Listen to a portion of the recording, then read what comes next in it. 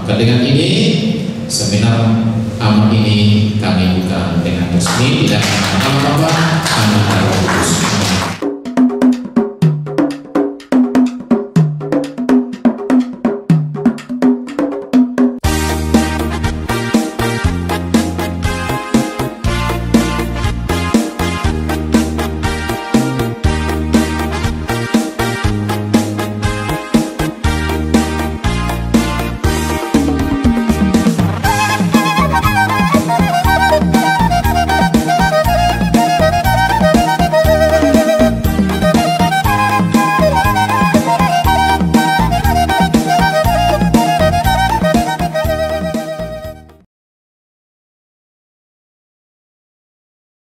Jalan Adong Muse gejala di Tikio di angka ama bahwa dapat dalam sangat tergantung kepada gadget alain adalah angka amat tembui di atur di pamakeon di gadget sigan ari Jalan Muse di dokter bisi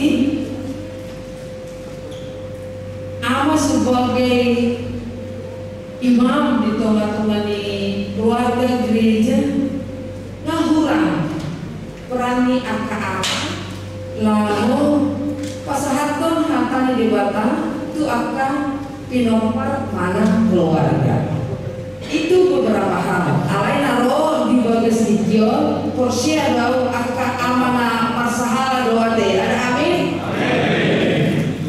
puji Tuhan agama masalah alai iman situasinya itu kondisinya di bagasan situasi somoni berarti boy dodo ada rasa maues nyaka ama atau kepala keluarga di hari kodon nomor halobian di teman-teman di perjalanan minggu mulai di dokter pauas bahasa yang duluan tuh anak pasal buas berarti pauas itu teknologi yang serba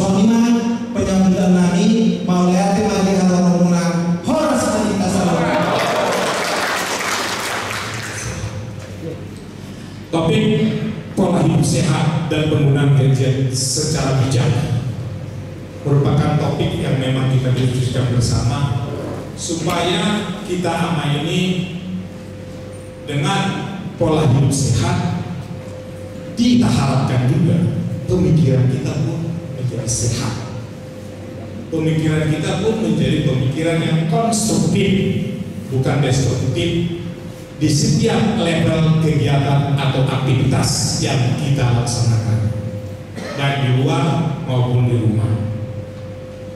Pola hidup sehat dan bijak menjadi topik kita hari ini. Kita harapkan selepas kita seminar ini membawa wacana baru dalam berkegiatan beraktivitas di kehidupan kita, supaya kita semakin bijak memberikan pendapat, bijak untuk berkeluarga, bijak juga untuk bergereja, bijak juga untuk melaksanakan event-event apapun yang akan kita laksanakan. Istri pertanikan. Beri waktu untuk istri dan anak-anak. Sudah sangat menyesalkan itu. Nanti menyesal. Kalau nggak salah udah ada maka selalu saya tekankan juga, kasih istrimu, berikan perhatian, curahkan kasih sayang kepada istri. Bicara sebagian kenapa? Boleh dia makan bengkel lagi kan gitu. Jadi kepada istri dan anak-anak dan lingkungan sosialnya. Jadi seorang ama di tengah keluarga. Di satu sisi menuntut teladan dan model, sehingga menjadi keharusan bagi kaum bapak untuk menunjukkan serta melakukan apa yang diajarkan, khususnya kepada anak. Dan pada sisi yang lain belajar dari perkembangan zaman untuk semakin memantapkan peran kaum bapak. Kaum bapak itu untuk meneladani bagaimana Yesus hidup sehingga dapat mewariskan teladan yang sama kepada anak-anaknya, yang memberi nasihat bagaimana pemikiran, perasaan dan kehendak hidup sebagai orang Kristen yang serupa dengan Kristus. Kita berharap seminar keseharian kaum bapak ini menolong kita untuk semakin mampu memenuhi panggilan Allah kepada kita sebagai bapak di tengah-tengah keluarga dan sosial kita. Dalam hal ketepatan waktu, lihat saya, contoh saya. Dalam hal kebersihan, lihat saya. Dalam hal ketenangan menyelesaikan masalah, saya berani mengatakan kepada istri, kepada anak-anak saya, lihat saya, contoh saya. Nah, ini bisa kita perluas kaum bapak kepada Amang dan Inan yang ada di sini. Mari kita harus berani menjadi sampel kepada anak-anak kita dan konkret. Jadi kalau Paulus mengatakan kepada Timotius dalam 1 Timotius 4 ayat 12, jadilah teladan dalam empat hal. Nah, kita bisa konkretkan itu dalam hidup kita sehari-hari. Contoh saya, dalam hal pemakaian gadget, contoh saya berani sebelum tidur misalnya 1 jam kita letakkan gadget kita itu di meja tempat tidur dan yang lain sebagainya. Karena itu yang keempat, catatan dari kami, jangan kita lupa kepada kawan-kawan bapak, kawan-kawan mama. Kairos TV. Yang kedua, mohon pertanyaan yang disampaikan kepada para narasumber hanya yang menyangkut kepada materi yang disampaikan beliau, tidak menyinggung masalah sara dan hal-hal politik untuk kelancaran atau 60 sakit-sakitan tidak produktif. Harusnya sampai 80 tahun kita bisa berdansa, bisa kita pesta, bisa ketemu anak cucu mana-mana. Ini yang harus kita lakukan ya, setuju? Apa yang dilakukan? Next slide. Apa yang dilakukan untuk tetap hidup sehat? Next slide. Cerdik. Ada yang pernah dengar cerdik? Siapa? Silakan Bapak. Cerdik apa? Ya. E-nya kenyangkan asap rokok. R-nya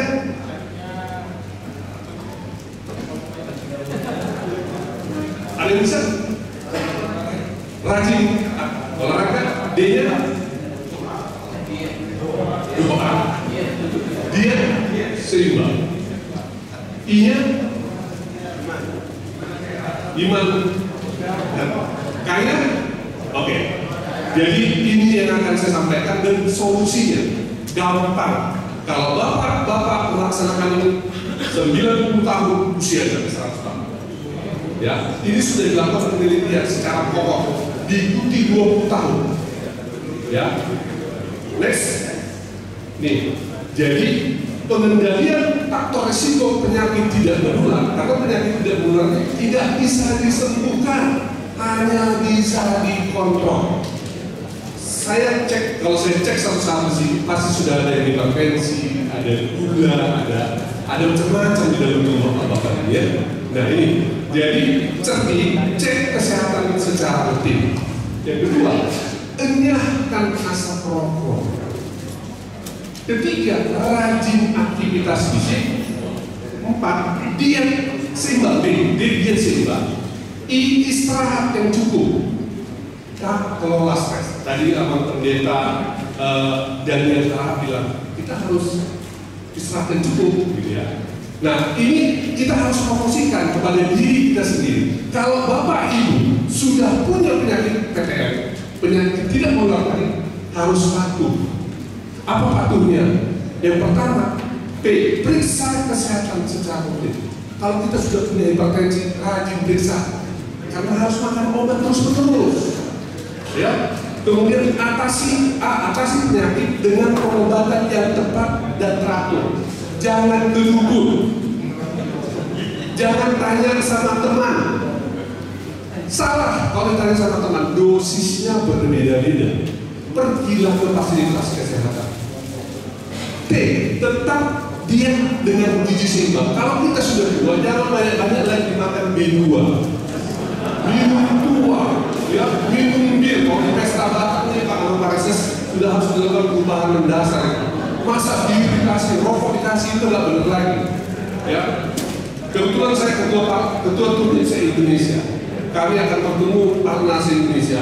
Saya akan sampaikan pesta anak dikasih rokok, gitu ya.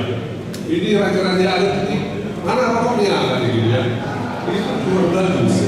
Kemudian upayakan aktivitas fisik dengan aman. Kalau kita orang tua, kalau memang ketua lansia kami yang dari tahun ini luar biasa rajin jalan kaki, ya, melakukan aktivitas yang tidak memerlukan beban yang berat kalau lansia. Kemudian upayakan hindari asap rokok, alkohol dan zat karsinogenik lainnya. Ini bagi orang yang sudah punya penyakit tidak menular, jantung, stroke ringan, ya, kemudian hipertensi, hipotensi, ini harus dilakukan. Nah, mari kita menuju masa muda sehat, hari tua nikmat. Ini harus hari tua nikmat, jangan sakit-sakitan. Ya, kalau sakit-sakitan nggak ada artinya punya Lamborghini, punya mobil mewah. Kita didorong pakai kursi roda. Mendingan kita nggak punya apa-apa tapi sehat. Setuju kan? Nah, ya. Lanjut, nih saya cerita tentang C. Ini ada hadiah dari Bapak Ibu sekalian. Nanti kami kasih hadiah. Ya. Next slide. Nih C tadi ya. Next slide. Lanjut. Cek kesehatan secara lengkap. Bisa secara mandiri, Bapak Ibu sekalian. Beli alatnya, alat tensimeter yang digital. Gampang sekali. Beli timbangan di rumah. Tiap hari lakukan pertimbangan berat badan. Nah, kalau nggak pergi ke posyandu, kalau nggak ke posyandu, di apa yang tahun ini setiap Sabtu ada pemeriksaan kesehatan secara gratis, tapi ama nggak pernah mau periksa. Gratis, disiapkan alatnya, disiapkan bahannya, tapi nggak ada datang. Yang rajin itu Ina, makanya Ina sekarang wajahnya cemerlang. Bapak-bapak udah busuk sekarang. Karena rokok bau, ya, bau semua, rambut bau semua. Nah ini, jadi penyakit PTM sering muncul, penyakit menular tadi ya, sering muncul tanpa gejala. Oleh sebab itu penting dilakukan deteksi dini, ya, untuk mengetahui kondisi tubuh sejak awal. Kita harus tahu tubuh kita ini seperti apa. Jangan hanya mobilnya dicek-cek, ya, motornya dicek. Tubuh kita ini perlu dideteksi sejak awal. Sejak ini, apa sih sakit saya? Kalau ada sakit, kita diobati, jangan dibiarin. Nggak usah ditaruh uang di deposito, ya. Beli atas sana sini kalau kita sakit. Deteksi dini lah dari awal. Saya bicara seperti ini karena kami melihat data. Kebetulan kami sekarang menggiatkan program deteksi dini bagi seluruh kaum bapa, khususnya NU, Nahdlatul Ulama. Kiai itu pokok berat. Kalau saya tunggu mereka di lokal jangan keras-keras. Karena ini sejak mulai makanya Bapak lihat di rumah sakit itu siapa yang banyak kiai yang korban keras. Bahwa mau saya kasih tahu di rumah sakit Darmais pendeta banyak AKBP. Ini saya bicara seperti ini karena fakta. Ya, tolong yang ada di sini menjadi agent of change, agen perubahan. Ya, nah ini jadi deteksi ini dilakukan untuk pencegahan agar tidak terkena penyakit Dan jika sudah jatuh pada kondisi penyakit tidak menular, segera mendapatkan penanganan dan mengendalikan agar terhindar dari komplikasi. Jadi kalau kita hipertensi masih dikendalikan saja supaya jangan kena stroke, pecah pembuluh darah, akhirnya datang ke dokter kerawat, dilakukan DSA, mahal. Kalau sudah kena stroke bapaknya, nggak ada gunanya hidup, nggak ada gunanya. Tolong, saya keras bicara ini karena saya melihat fakta orang banyak di rumah sakit harapan kita. Lama-lama materi kenapa? Jantung tersumbat. Tolong, harus ada yang berubah hari ini di sini. Harus ada yang berubah. Karena tadi Pak Yesus bilang, tubuh kita ini adalah tempat kudusnya Tuhan. Tempat Tuhan. Kalau kita sakit di mana? Ya. Kemudian cara mudah untuk mendeteksi IPTM dengan timbang berat badan dan tinggi berat badan, tinggi badan. Nanti akan saya sampaikan berapa sih normalnya, ya. Kemudian ini setiap bulan ya. Makanya di rumah itu harus ada timbangan badan. Harus. Kemudian upayakan tidak bertambah. Cek gula darah, sewaktu tekanan darah secara mandiri. Bila tidak percaya, ya. Bila tidak punya alat dapat dilakukan di pos bingung. Sekarang kita pemerintah membagikan alat-alat ini setiap kelurahan, di setiap RT, termasuk alat-alat itu luar biasa di negara menyiapkan negara ini. Karena pengalaman COVID-19 kemarin banyak sekali orang meninggal karena comorbid. Kemudian deteksi ini penting dilakukan minimal 1 kali setahun untuk populasi sehat. Tapi kalau kita punya penyakit 6 bulan sekali, ya makanya kalau di kantor ada namanya medical check up setahun sekali. Tapi nggak semua kan kita pegawai. Yang banyak ini adalah pedagang, supir. Ini yang harus kita lakukan. Mereka periksa gratis kok, nggak dibayar. Asal maulah ke pos minggu yang ada di sana. Cek aja, kalau ada langsung dibawa penanganan lanjutan. Lanjut. Ini pemeriksaan kesehatan berkala 6 bulan sekali. Cek tekanan darah. Susah nggak? Nggak susah. Kemudian cek kadar gula darah. Nggak ada susahnya. Kalau ini kita lakukan ukur tinggi badan, berat badan untuk mengetahui yang benar. Contoh tuh, kalau normal 18,5 sampai 25. Kalau tinggi badan 180, berat badannya 100, tinggi badannya 180. 180 tinggi badan dikuadratkan berarti 1,8. Jadi 100 dari 1,8 berarti dia sudah melebihi berat badan, kurang lebih dia sudah 30. Nah, yang disebut normal harus 18,5 sampai 25. Gemuk lebih dari 25 sampai 27. Obesitas lebih dari 27. Gampang menghitungnya. Bapak bisa buka Google. Jangan hanya cerita tentang Sambo yang ini. Ini penting.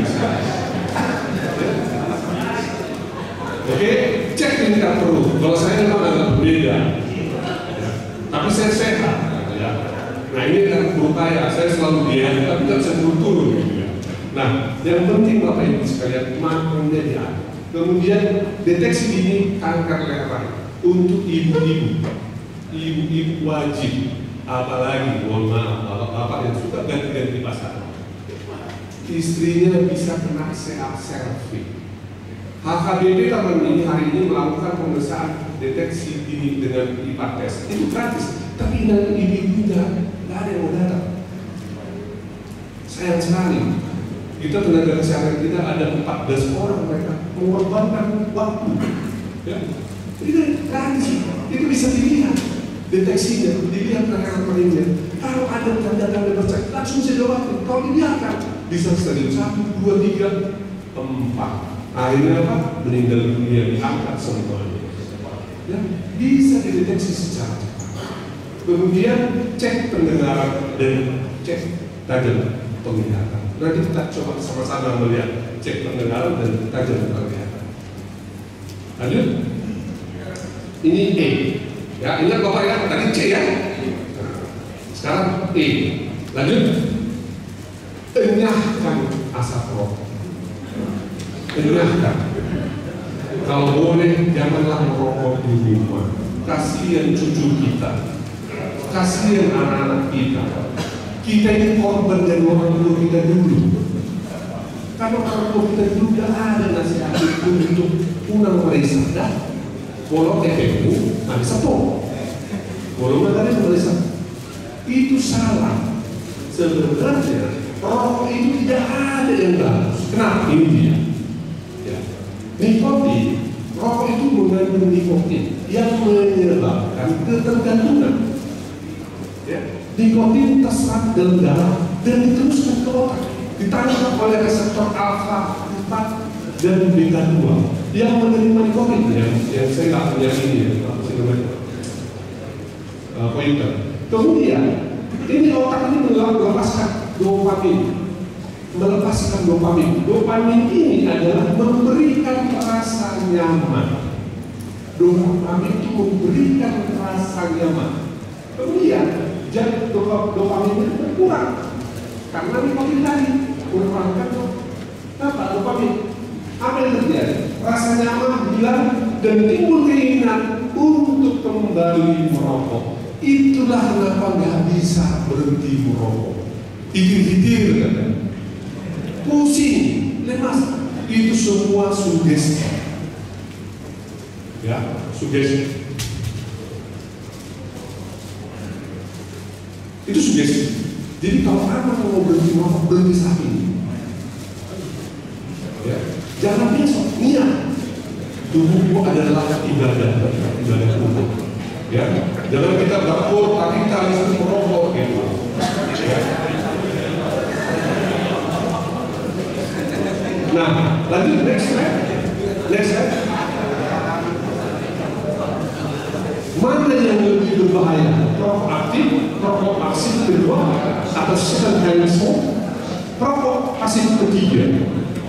Rokok pasif ya, sama bahayanya dengan rokok aktif. Rokok pasif itu bapaknya merokok dulu, ya, makmum, anak-anak dinasihatin bapak sambil merokok. Yang anak istri lebih berbahaya lagi, rokok pasif. Nikotin masuk, residunya itu nempel. Cobalah bapak-bapak merokok, apa yang dirasakan dengan wajah dan baju kita? Baunya bukan baik. Seperti itulah masuk paru. Setiap tahun dia berakumulasi, menjauhkan kesehatan, stroke, jantung. Karena saya sama HKBP sama HKBP, saya buka semua itu. Jadi apa-apa kalau ada yang merokok dalam berhentilah. Ya, setuju ya. Yang nggak mau tangan masih berat gitu ya. Nah ini ya.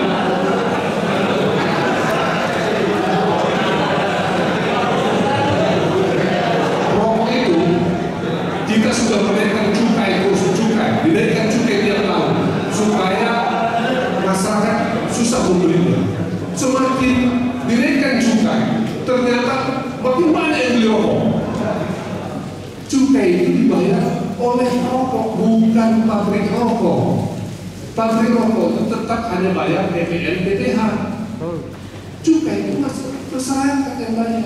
Kami lagi buat kebijakan. Yang merokok jangan dikasih BPJS atau BPJS-nya tingkatkan preminya. Karena yang nggak merokok yang bayar mereka yang merokok ini global. Ya, kita mau coba buat itu aturan dengan anggota dewan. Lanjut, next slide. Ini dia.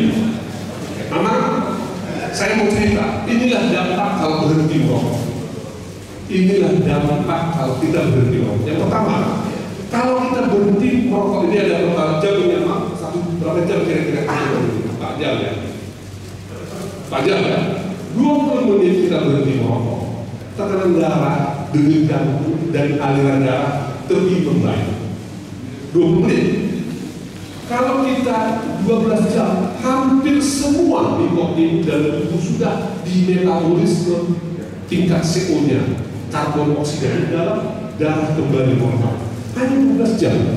Kemudian kalau 24 sampai 48 jam fungsi pengecapan, kemudian penciuman dan sistem kardiovaskular meningkat baik. Kalau kita 5 hari, sebagian besar metabolisme nikotin dalam tubuh sudah hilang. Karena apa? Dopamin kita itu sudah mulai bagus. Karena dopamin itu membuat kenyamanan. Ya. Nah, kalau 2 minggu sampai 6 minggu, fungsi silia saluran dan fungsi paru membaik, napas menjadi pendek dan batuk-batuk berkurang. Makanya kalau dokter bilang, dok, saya perokok, berapa hari saya berhenti merokok? Selalu bilang, berhentilah dulu 2 minggu sampai 6 minggu. Ini alasan. Sudah batuk-batuk. Jadi kalau saya periksa pasien, jangan merokok, gitu. Nggak ada saya bilang kapan berhenti. Pokoknya berhenti selamanya. Akan saya sampaikan apa yang benar-benar itu yang terakhir terbaik. Kalau kita berhenti 1 tahun, resiko penyakit jantung koroner berkurang. Baru 1 tahun resiko penyakit jantung koroner 1 tahun kita berkurang. Ya. Kemudian 5 tahun resiko stroke menurun dan seperti tidak pernah merokok. Kalau kita berhenti 10 tahun, apa berapa usianya sekarang? Usia 58. Nah, masih waktu 10 tahun. Berarti 68 anak sehat kembali. Segar kalau merokok. Nah, kalau 10 tahun, risiko kanker paru-paru ya berkurang setengah. Kalau 15 tahun, risiko penyakit jantung koroner menurun sama seperti orang yang tidak pernah merokok. Berarti berapa tahun? 15 tahun kemarin. Nah, kalau kita sudah 15 tahun merokok, tinggal menunggu waktunya masuk ke rumah sakit dan analis. Itu rumah sakit harapan kita. Kalau tidak percaya, lakukan terus. Dan ini sudah terbukti, ya. Dan kemarin saya berdebat dengan salah satu di Kementerian Tenaga. Pak dokter, mana buktikan Pak? Kalau saya merokok sekarang langsung sakit? Nggak ada Pak. Setelah 15 tahun berapa nanti korban nggak percaya, ayo kita ke rumah sakit.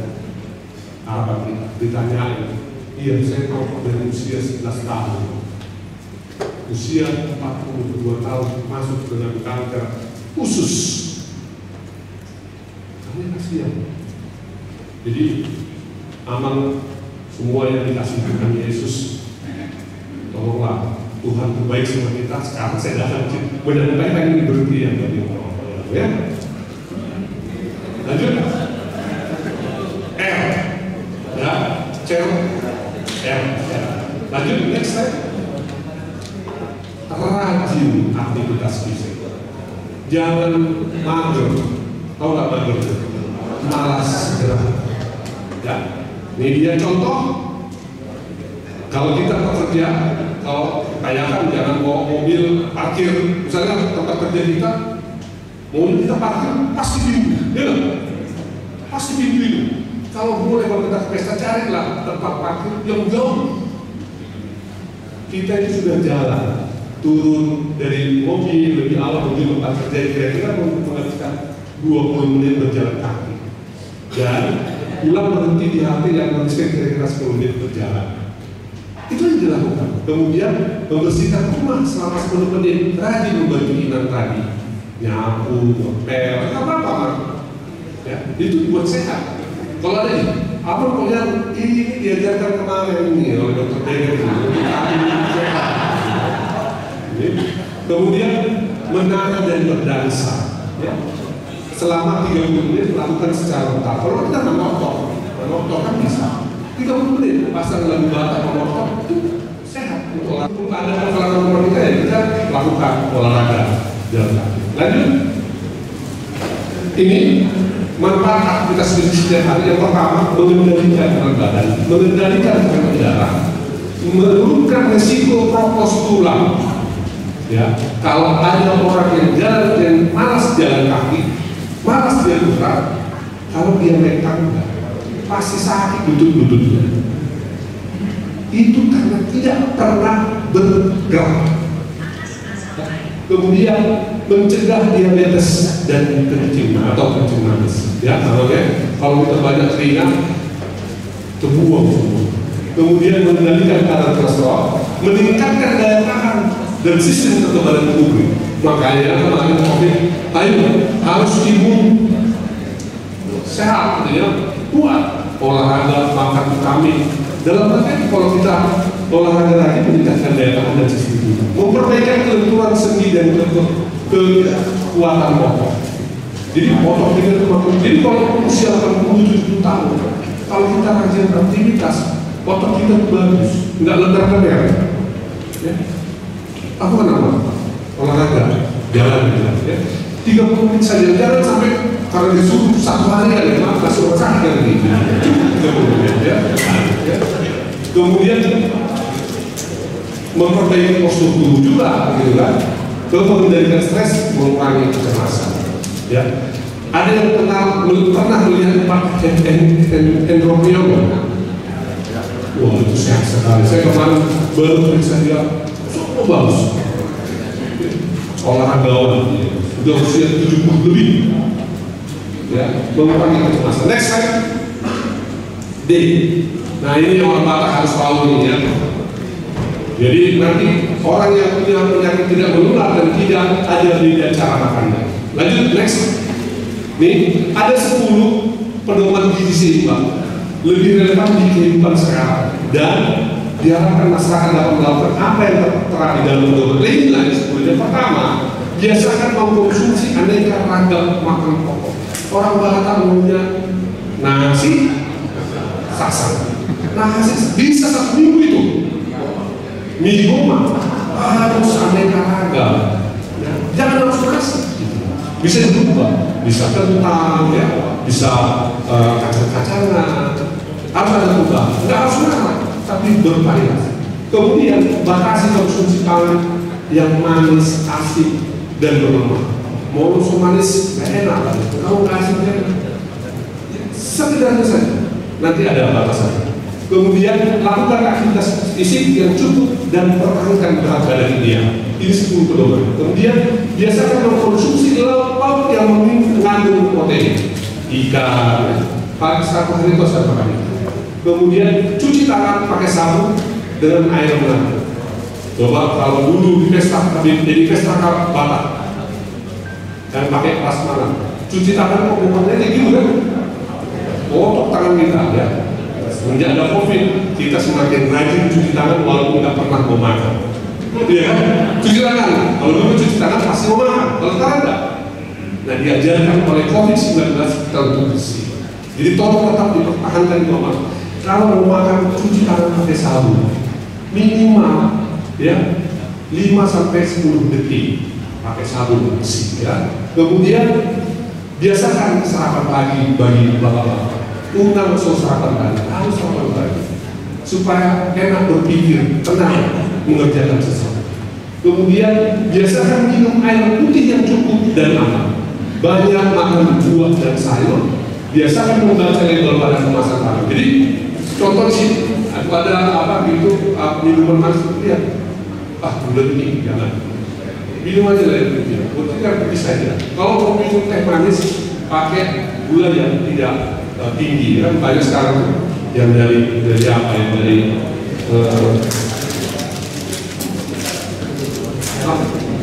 jagung, dari jagung. Kemudian syukuri dan nikmati, ya, apa aneka ragam. Jangan karena makanan ini marah sama istrinya. Suami tidak plus sayur, nikmati karena istrinya sudah ikut penataran kayak gini seminar. Berikut, ya, nikmati. Kalau istri ada pergi, kalau malam jangan langsung marahin. Saya cari kerja, duit. Jangan lama, itu untuk sehatnya aman, supaya bisa nanti mungkin cucu, melihat cucu nikah, ya, berduit nggak ada gunanya kalau kita sakit. Ya makanya jas kita mahal-mahal ternyata kita nggak pernah bisa pakai karena kita sudah di kursi roda. Kalau nggak dipasang yang GT, dimasukin ke kanan melalui situ terus dipompa. Jangan, ini harus. Next slide. Next slide. Lanjut. Ini dia. Jadi ada istilah isi piring dulu, ya. kami buat program disiplin itu secara individu mengatur pola makan sesuai dengan pola makan sehat dan gizi seimbang. Kemudian mengendalikan asupan lemak, gula dan garam, meningkatkan konsumsi buah. Saya ulang-ulang sayur dan buah, Jadi kalau pertemuan sama panitia, pendeta, jangan dikasih lagi kue, kasihlah pisang, kasihlah sayur apa, buah saja. Nggak ada lagi kue sekarang, buah dikasih.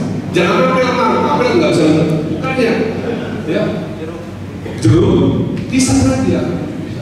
Kita ajarkan nyaman KDP supaya sehat semua, supaya kita bisa menguasai portigi ini, gitu ya. Orang Jawa sekarang sudah mereka tekun melakukan. Kemudian keluarga membudayakan pola makan sesuai dengan makan sehat dan gizi. Kalau boleh makan bersama dengan anak-anak, diajarkan. Kalau harus makan sayur saya makan buah dulu untuk seperti ini. Dan anak-anak akan sekarang kan luar biasa ya. Food, saji, junk food itu cepat sekali. Mereka tuh, saya tak khawatir. Usia tahun 2045 yang kita harus mendapat sumber daya manusia unggul emas nggak akan tercapai. Ya, kalau kita nggak punya peran yang baik, janganlah mereka di GoFood, di ini, itu gulanya campur-campur nggak jelas semuanya. Ya. Kemudian mengendalikan asupan ini semua dari dalam keluarga. Minumlah minimal 2 liter sehari, 8 gelas per hari. Siapa yang pernah makan minum 8 gelas per hari? Cuci tangan. Nasi kurang lebih 20%, 80% nasi, 2 gelas, yang lainnya bir. Nah kemudian di komunitas, di korama atau kumpulan yang ada. Kalau boleh inilah terapkan menu makanan sehat di setiap acara. Ya, ada buah, ada sayur, rokok jangan dikasih, alkohol jangan dikasih. Ya, kita lagi bicara nih bagaimana tokoh-tokoh adat Batak di Indonesia bisa mendesain ini supaya orang Batak bisa umur sampai 120 tahun. Tapi sehat. Lanjut. Ini dia tadi lanjut. Balik lagi. Next. Nah, ini pengaturan pola makan. Kalau kita sudah menderita penyakit tidak menular ini, ya, porsi dan komposisi sajian sekali makan yang dianjurkan untuk orang yang berat badan atau obesitas atau punya penyakit jantung atau nih setengah itu makan sayur buah piringnya setengah, seperempat itu makan ikan, seperempat lagi makan nasi. Jangan dibalik, makan nasinya 3/4. Sayurnya nggak ada. Ini harus berubah. Ya. Nah kalau kita mau sehat dan mencegah kita tidak sakit obesitas, ya makan ini lauk-lauknya ya seperempat, buah-buahannya, kemudian sayurannya banyak, makanan pokoknya ini sepertiga ya. Ini Bapak Ibu sekalian. Kalau kita sudah masih sehat untuk mencegah obesitas, nggak perlu diet Bapak Ibu sekalian, nggak perlu makan obat diet itu yang hanya ginjal kita yang rusak. Ini hanya pola makan. Nanti bisa disehat kepada seluruh Bapak Ibu ini bahan ini. Ya. Kami juga sudah memberikan buku-buku. Ya, nanti ke HKBP ada bagikan buku-buku ini supaya semua mama HKBP sedikit lama sehat ya. Lanjut. Nah, ini anjuran konsumsi gula, garam, dan lemak per hari. Harapannya kalau kita makan konsumsi gula itu hanya 4 sendok makan. 4 sendok makan sehari. Ya, per orang. Jadi 50 gram orang per hari. Jangan sampai ada 200 gram itu tumbuh penyakit DM. Jadi hanya 4 sendok makan sehari. Ya. Kemudian gula 1 sendok teh per hari. Garam 1 sendok. Kemudian lemak 5 sendok makan. Jadi kayak minyak mengandung lemak hanya 5 sendok makan. Ini sudah diatur, ini sudah diteliti supaya Bapak hidup sehat, ya untuk dia. Lanjut. Nah ini I. Lanjut next. Jadi istirahat yang cukup. Kalau pulanglah, jangan terlalu lama-lama ngobrol lagi sana. Udah makan nggak bagus, udah bagus, ada lubang, jatuh kita.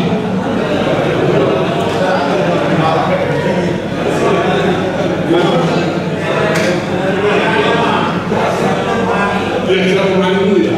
Nah, jadi kuantitas dan kualitasnya harus terjaga. Yang pertama, tidur malam minimal 7 jam sehari. Nggak boleh sampai 12 jam. Karena kadang-kadang tidur 24 jam. Berarti sampai sudah meninggal dunia kita. 7 jam. Jangan kurang dari 7 jam. Ya. Kalau kita mau ada acara besok, ya kita cepat tidurnya. Kita mengatur diri kita untuk sehat. Kemudian kualitas. Yang disebut berkualitas tidur, dia tidak sering terbangun saat itu berkualitas, enak tidur. Dan bisa ditanya sama istri, kalau istri masih ada ya. Gimana istri? Bagaimana? Saya baru bangun kan? Nanti dia cerita, oh bapak enak banget tidur nyenyak sekali, ngoroknya luar biasa. Dapat tidur dengan mudah 30 menit setelah terbaring dan berbalik. Kalau ada bocor masih banyak pikiran, utang-utang, ada masalah. Makanya sebelum tidur berdoa sepakat sama Tuhan. 30 menit, tenang. Pokoknya jangan bermasalah, itu supaya kita tidur nyenyak. Bangun di pagi hari dengan segar. Ucapkan selamat pagi kepada istri, selamat pagi, mama, sehat kita hari ini ya. Harus supaya Tuhan itu yang memerdeka. Kita orang barat susah lagi menyampaikan itu kepada istri ya. Oke. Nah, 7 ancaman, next step, 7 ancaman akibat kurang tidur. Yang pertama, memperburuk kondisi kesehatan tubuh. Orangnya marah-marah, muruk-muruk, kemudian hilang konsentrasi kalau kita bekerja, kemudian munculnya obesitas. Kenapa? Makan terus, ya. Orang kurang tidur, lembil, buat kopi, nonton, nah itu. Kemudian hilang fokus saat berkendara, banyak tabrakan. Kemudian kulit terlihat lebih tua. Jadi abang ini ganteng apa ini karena tidurnya pasti berkualitas abangnya. Iya, sehat abang.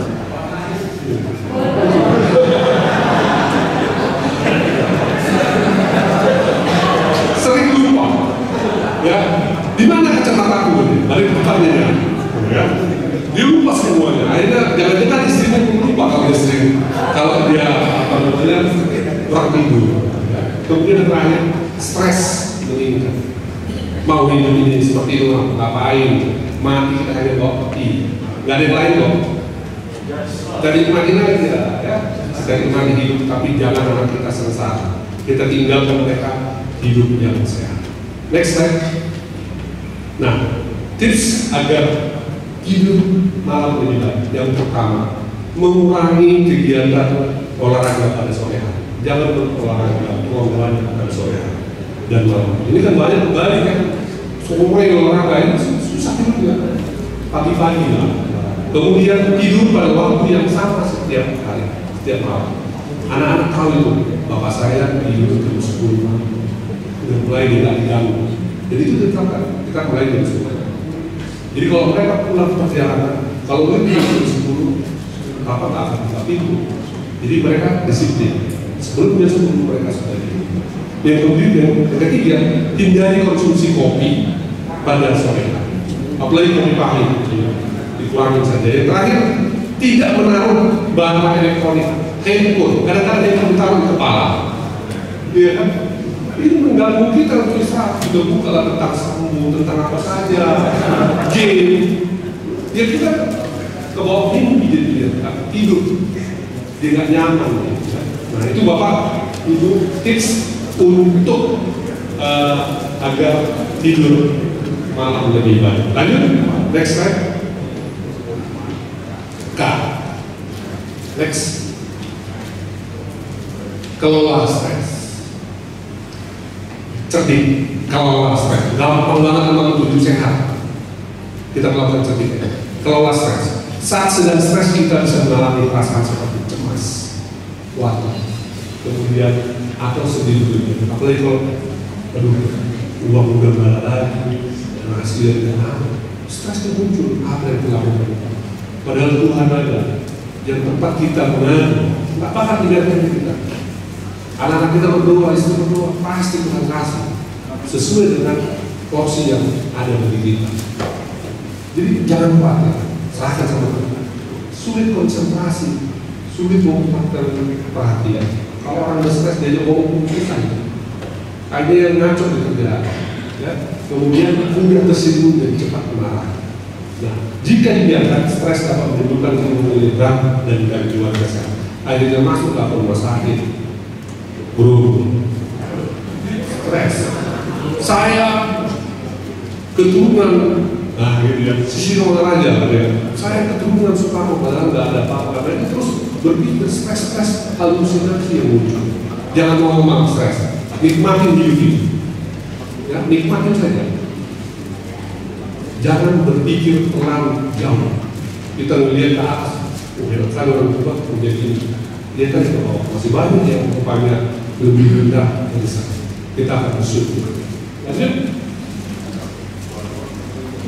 Lanjut, next slide. Nah, jika stres, kita bisa merasa seperti jantung berdebar, keringat berlebihan, otot tegang, sakit kepala, sakit perut, nafsu makan berkurang. Apakah ini sakit? Saya sering mendengar pasien seperti ini, Bapak-Ibu sekalian.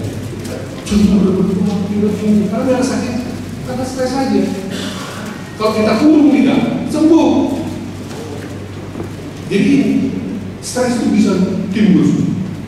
Jangan mau. Ini dia akibat. Nggak ada sakit kemudian bintang sakit turun. Begitulah orang stres. Jadi nggak, kalau stres itu sebenarnya nggak ada gangguan, hanya pikiran. Ya, serahkan sama Tuhan. Itu. Lanjut next slide. Oke, ini dampak stres. Oke. Dampak stres di tempat kerja. Ya. Kalau kita stres di kerjaan nggak mampu, Bapak minta, saya nggak cocok di sini, saya pindah di tempat lain. Jangan nanti akhirnya apa? Rambut kita menipis, ya, karena stresnya juga kedokteran, ada sariawan, ya, kemudian paru-paru menyebabkan asma, sesak napas kita jadinya karena muncul stresor kita. Ya, ini dia. Jadi tolong Bapak Ibu jangan mau karena kerjaan kita jadi stres. Kalau nggak mampu, kita cari tempat lain. Dan kalau mampu, tingkatkan terus. Ya, percaya diri, kompetensinya ditingkatkan. Lanjut. Ini bagaimana mengatasi stres, rasa tidak nyaman karena stres. Jaga kesehatan dengan olahraga teratur, tidur yang cukup, makan bergizi seimbang, dan berlaku hidup bersih dan sehat, melakukan kegiatan sesuai dengan minat dan kemampuan kita. Ya. Berpikir hal-hal yang baik dan menyenangkan. Ini yang penting. Berpikir hal-hal yang baik dan menyenangkan. Jangan berpikir yang negatif sama orang. Akhirnya kita sendiri itu. Ya. Kemudian tenangkan pikiran dan kembangkan hobi. Kalau kita mau bertani, tanam, cocok tanam, silakan. Ya. Kemudian bicarakan dengan perasaan dan juga dengan seorang yang dapat dipercaya. Jangan sama perempuan lain. Ya. Jangan. Siapa yang kena percaya orang tua kita? Abang kita kah, itu kita, tapi jangan pula dia jadi menambah-nambah cerita itu artinya. Kalau ada A ya A, B ya B. Kemudian meningkatkan ibadah sesuai dengan agama masing-masing. Kita akan mimpi ya, berdoa sama Tuhan. Ajak persekutuan malam hari, Sabtu pagi hari sama Tuhan. Dan itu saya lakukan sama Tuhan dalam malam sebelum tidur kami berkumpul berdoa bernyanyi sama Tuhan, membaca Alkitab. Yang kami baca setiap hari. Harus wajib Mazmur 91 dalam lindungan Allah. Bapak bisa baca itu sebagai ayat firman yang menjadi pegangan kita. Ya. Lanjut.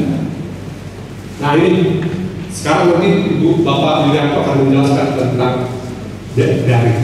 Ini yang kita lakukan, menjaga kesehatan mata di era daring sekarang. Gunakan gawai maksimal 2 jam. Kalau Bapak pegang handphone 2 jam maksimal. Dan jarak minimal 40 sampai 50 jam. Ya. supaya tidak menjadi istri. Begini dia, nggak boleh.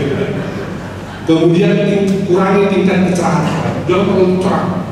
Kemudian bila menggunakan gawe lebih dari 2 jam secara terus, maka terapkan rumus 20-20-20 atau dengan relaksasi. Ayo sama-sama kita laksanakan. Rumus 20-20-20. Setiap 20 menit menatap layar gawai, laptop atau handphone, istirahatkan mata selama 20 menit. Ya, tatap selap pandang sana sebanyak 20 kaki atau sekitar. Jadi duduk ya, istirahatkan. Kalau kita sudah 20 menit ini berhenti 1 menit. Itu aja 1, 2, 4, 5, 6, 7, 8, 9, 10, 11, 12, 13, 14, 15, 16, 17, 18, 19, 20. Tapi 6 meter aja, jarang kan bisa baca supaya mata tidak tetap bagus. Nah, ini sudah penelitian, bukan saya yang tahu. Kalau enggak, tangan kosong-kosong, urut mata. Nah, ini caranya supaya mata kita tetap bagus. Supaya jangan nanti tambah kacamata dan baju itu makin global dia. Ya. Lanjut. Next slide, satu lagi. Mendengarkan dengan aman, spekulasinya juga harus dijaga. Jadi ada rumus 60-60. Jangan kalau pakai apa itu mendengar ini langsung dibuat 100. Supaya kencang banget telinga itu akan 60 desibel. Sama dengan hands-free 60 aja. Ya. Jadi volumenya 60, nanti istirahat setelah pemakaian maksimal 60. Istirahat. Tips melindungi telinga juga hindari lingkungan bising atau lebih dari 80 desibel. Jadi kalau ada pesta-pesta jangan kita dekat-dekat sama speaker gitu ya. Itu bisa berdendang telinga kita rusak. Kita hanya mampu 60. Kemudian hindari penggunaan headset dari handphone saat pengisian baterai. Ya pakai handphone tidak. Terakhir, jaga mesin telinga, hindari mengorek telinga dengan alat apapun. Ya, bersihkan saja dengan cotton bud, tapi jangan terus. Terakhir, lakukan pemeriksaan kesehatan telinga secara lanjut. Terima kasih. Boleh terima kasih.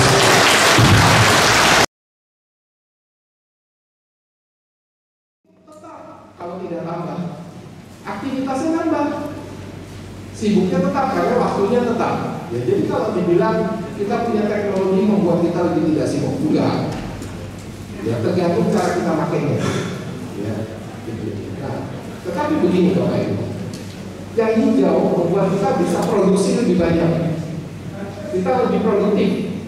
Tadinya kita 1 jam hanya bisa menghasilkan 5, sekarang 1 jam bisa menghasilkan 20. Itu teknologi. Tetapi yang celaka juga begini. Tadinya yang kita bisa nikmati itu hanya 5. Sekarang mendadak menunya yang disuguhkan depan kita 500. Ya, jadi kalau di depan saya ada Saksan sama BPK, itu 2 saya sikat. Ya. Tapi tambah lagi ada BPK lain, bebek panggang kering, gitu ya. Saya tambah susah milihnya, gitu kan. Akhirnya dia saya tidak seimbang lagi Bapak Ibu, gitu ya. Nah, itu satu contoh Bapak Ibu, bahwa ketika kita punya gadget, punya teknologi, ternyata menu konsumsi kita naik. Yang kita bisa nikmati tambah banyak. Makanya yang celaka adalah waktu sama kapasitas kita memproses itu tidak nambah, gitu. Nah, ini yang membuat hidup kita luar biasa sibuk, gitu ya. Next please. Jadi Bapak Ibu, kalau zaman dulu kita ini udah sibuk nih ya, saya pakai ibu-ibu ya, kalau ibu juga sibuk ya, bukan bapak-bapak doang yang sibuk. Ibu sibuk sekali sebenarnya. Nah, ada tambah komputer, tambah gadget, Bapak Ibu sadar nggak? Sekarang kita harus manage banyak hal gara-gara gadget. Kita harus manage HP kita harus ngatur. WA kalau kelamaan penuh, kita harus manage di WA-nya. Nggak sadar kita punya banyak subscription. Nanti kita daftar di Netflix, kita daftar di sini, kita daftar di situ, itu mesti di manage tuh sebetulnya. Ya, jadi makin banyak kerjaan sebetulnya, makin banyak hal yang perlu perhatian kita. Karena sekarang ada teknologi baru, flashnya. Nah, Bapak Ibu, saya mungkin nggak bahas semua ini ya. Ini menunjukkan betapa kita tergantung sekali dengan gadget. Ya, 95% orang ini survei di beberapa tahun, baik di Amerika maupun di Eropa gitu ya. 95% orang ini 1 jam sebelum tidur pasti kalau nggak nonton TV, main video game atau main komputer atau main gadget dalam 1 jam sebelum tidur. 95%. Yang 5% mungkin dia mati lampu, gitu ya. Jadi 95% seperti ini. Ya. 63% mereka merasa karena ada smartphone, bos bisa menghubungi kapan aja. Jadi ekspektasi mereka kerja lebih banyak itu pun naik, gitu ya. Dan ini buat saya agak silakan 7 nih besar-besar ditulis. Anak muda nih, remaja itu menghabiskan waktu membaca sesuatu yang bukan online. Jadi pegang kertas membaca itu cuma 7 menit setiap akhir pekan. Buat saya bahaya. Kalau dulu kita harus baca koran, nggak ada online. Nah sekarang nggak baca koran, semuanya lewat itu. Nah tadi Dr. Beckett mengingatkan kita 20 itu penting, jadi penting sekali sekarang. Gitu ya. Gitu. Nah, saya lewatkan lagi ya, waktu terbatas. Next, Bapak Ibu, ini di Inggris ya. Kalau di Inggris, riset di Inggris, 1/3 orang itu dia bergantung pada internet untuk pergi dari satu tempat ke tempat lain. 80% orang di sana nggak biasa lagi baca tanda jalan. Kalau zaman dulu kita bergantung pada peta, nggak ada internet kan, harus bisa baca peta. Satu. Kedua, sambil baca peta mesti lihat tanda jalan, belok kemana, kapan kemana gitu ya. Memperhatikan jalan secara tidak sadar Bapak Ibu, itu secara otak sebenarnya merangsang otak untuk mengingat, memproses gitu. Nah sekarang proses itu digantikan oleh gadget sehingga kita lebih tidak mengingat, lebih tidak memperhatikan tanda. Tahu-tahu dikasih tahu, lebih banyak dikasih tahu, ya itu punya pengaruhnya. Ya, next lagi. Next. Nah kita pakai gadget ini sekarang udah nggak bisa lepas, Bapak Ibu. Jadi memang kita nggak bisa lepas karena kita ngerjain semuanya online. Ya. Nah, Gojek, belanja, itu ya, kerja, baca, chat, share foto, gitu ya. Bahkan saya teduh online, saya online sih, gitu ya. Saya pakai Satapat Harian online, gitu ya. Hampir semuanya online, termasuk kirim uang, gitu ya. Jadi kita nggak bisa lepas, gitu. Next. Nah yang lain Bapak Ibu tentang YouTube, ya saya highlight 2 hal aja. Ini jumlah YouTube ini tahun 2018 ya, tahun 2018. Jumlah yang ditonton oleh orang YouTube itu 46.000 tahun. Ya, jadi dari orang yang nonton di 2018 46.000 tahun ditonton oleh ini, banyak sekali. Dan kalau kita nggak mau ketinggalan. Ya dulu kalau kita keluar film itu zaman dulu nih waktu kita mau Betamax malah keluar film baru kita nonton, keluar film baru kita nonton karena keluarnya satu-satu kita ikutin bisa. Sekarang nggak bisa Bapak Ibu, tiap menit 400 jam diupload tahun 2018. Sekarang masih udah naik. Ya jadi artinya gini, di zaman sekarang kalau kita mau punya kerjaan hanya nonton aja, nonton YouTube doang. Kita bisa nonton sampai mati, gak habis gitu. Ya, jadi kita sekarang mesti pilih, konsumsinya mesti pilih. Next, Bapak Ibu. Ya. Nah, beberapa saya highlight ini aja Bapak Ibu ya. Jadi beberapa orang kalau disurvei 73% panik kalau ketinggalan handphone di rumah. Ya, 14% cemas. 7% sakit langsung, ya. Cuma 6% yang merasa lega, bos gua nggak bisa telepon gua, gitu. Ya. Berarti yang kerja cuma 6%, gitu ya. Nah, ini profil kita sekarang Bapak Ibu. Ya. Next, Bapak Ibu.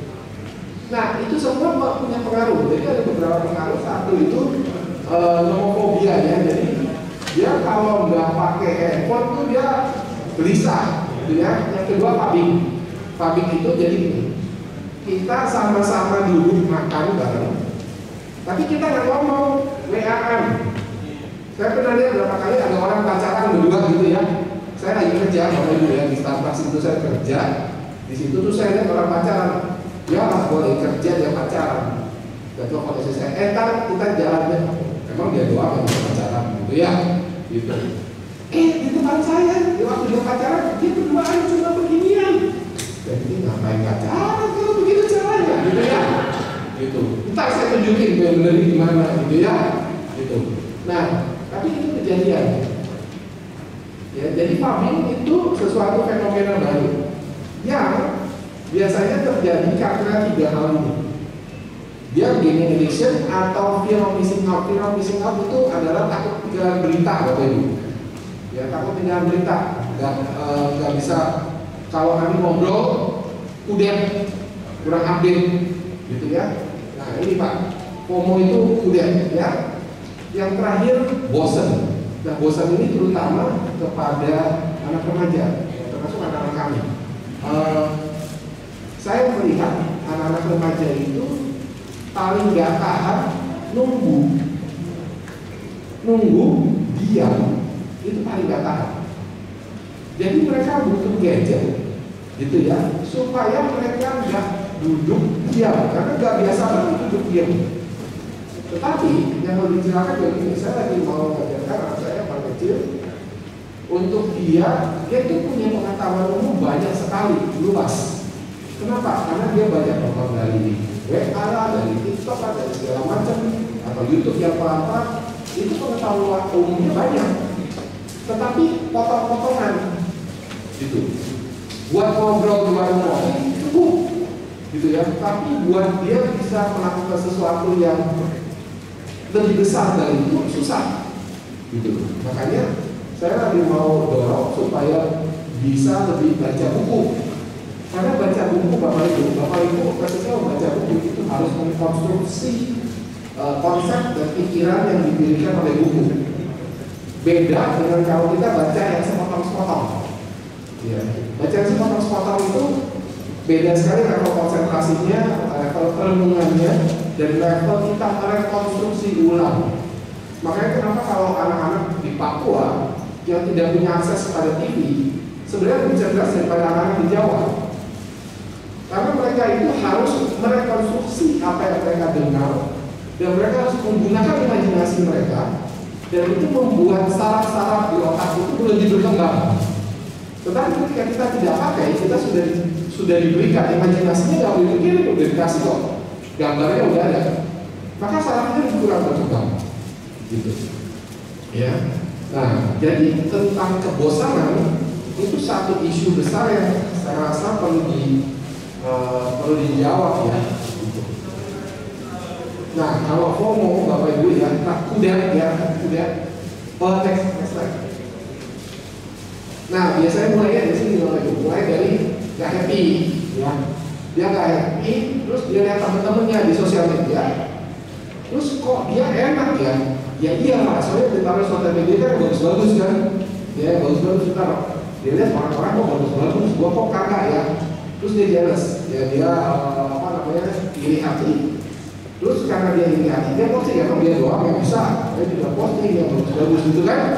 Nah habis dia posting, gak ada yang likes, dan gak ada yang likes, dia panik, kok gak ada yang likes, emang ini kenapa gitu? Karena gak ada yang likes, apa yang likes dia rasa kurang, gak happy, ulang aja lagi semua, ya. Udah dia FOMO, fear of missing out, itu kayak begitu. Nah, next ya. Alkitab punya obatnya Bapak Ibu. Ya. Kolose 2 ayat 6 sampai 7. Kamu telah menerima Kristus, Yesus Tuhan kita.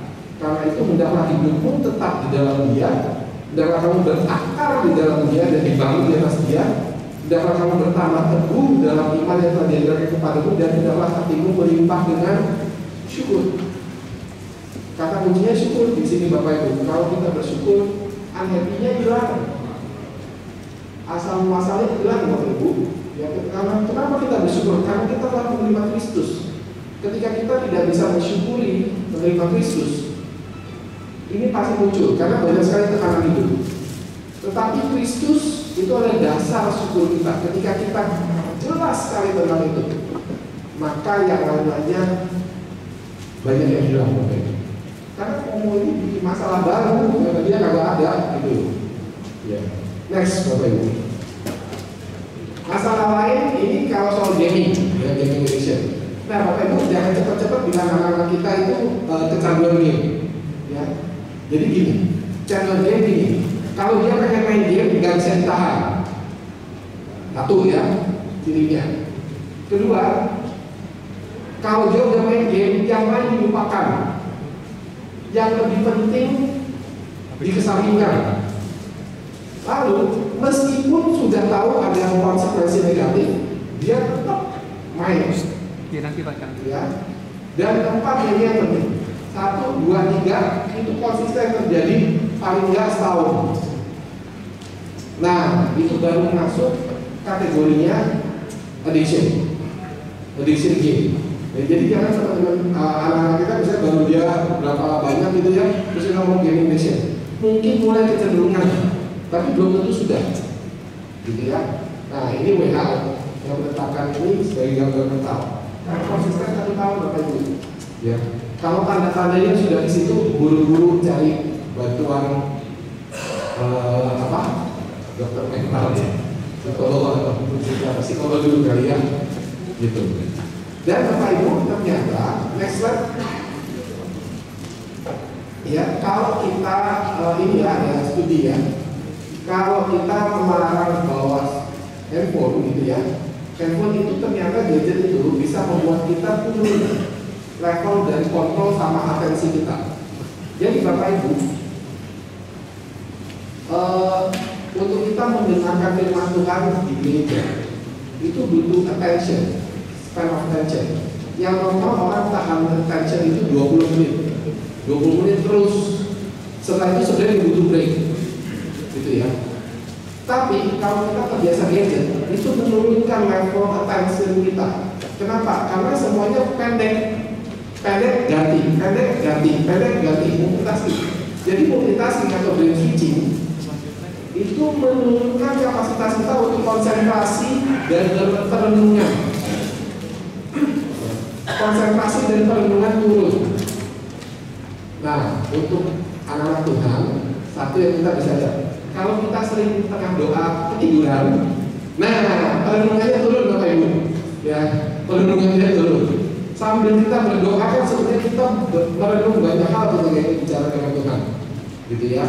Nah, ini turun. Saya Darwin Sitorus dari HKBP Sutoyo.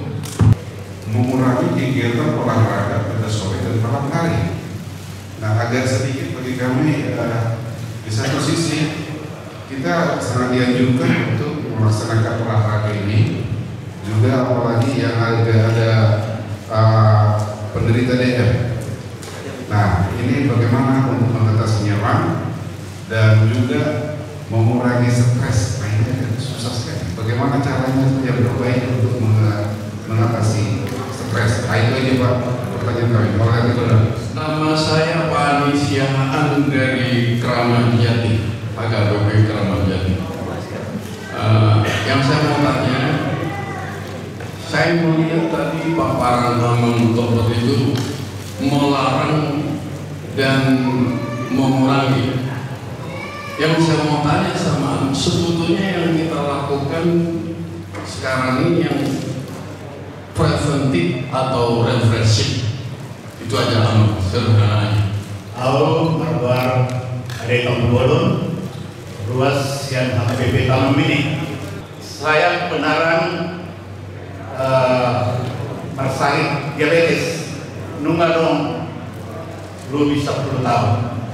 Dari sejak orang anak kecil kami tahu sangat terganggu. Boy sampai obat tadi 5 hari, sabormin tadi kecil, sehingga pasti sangat terganggu untuk hidup.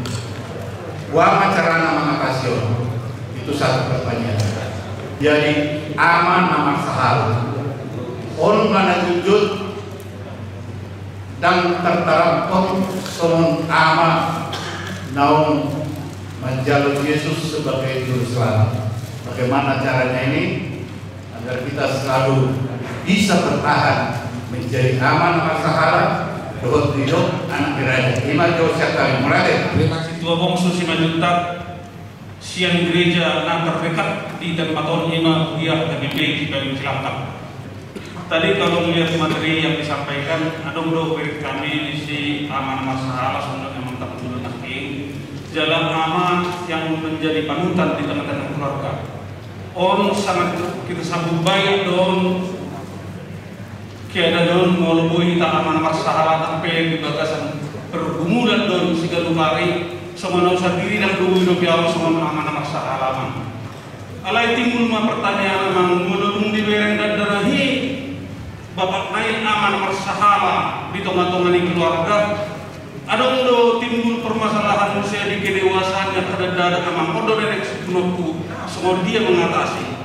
Jadi dan lagi manang dan guru kalau dibereng do nak rasanya gawe aman masalah gawe timbul do pemikiran di anak koni yang akan memilih jodoh ke depan, baik itu laki-laki atau perempuan. Mau laki-laki dibereng bapak naik aman masalah gawe aman itu dan gawe tong dipilih imanan sebagai contoh menjadi jodoh ke depan.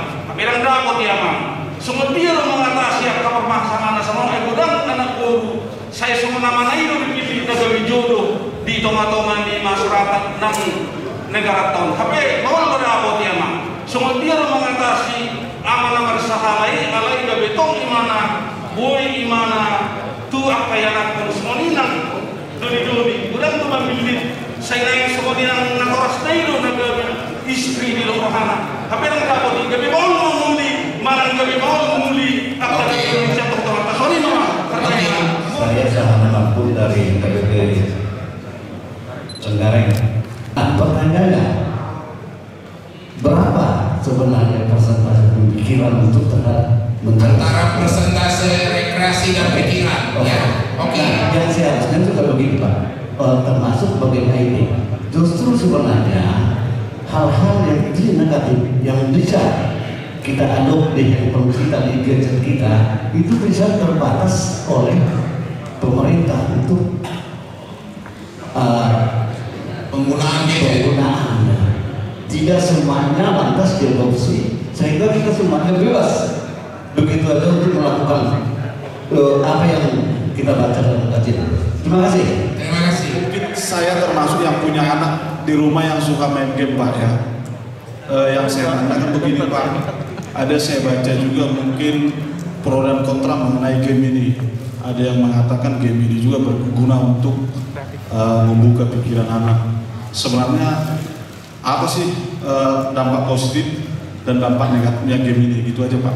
Ya. Oke, terima kasih. Yang kedua masih ada Pak, ya. Satu lagi.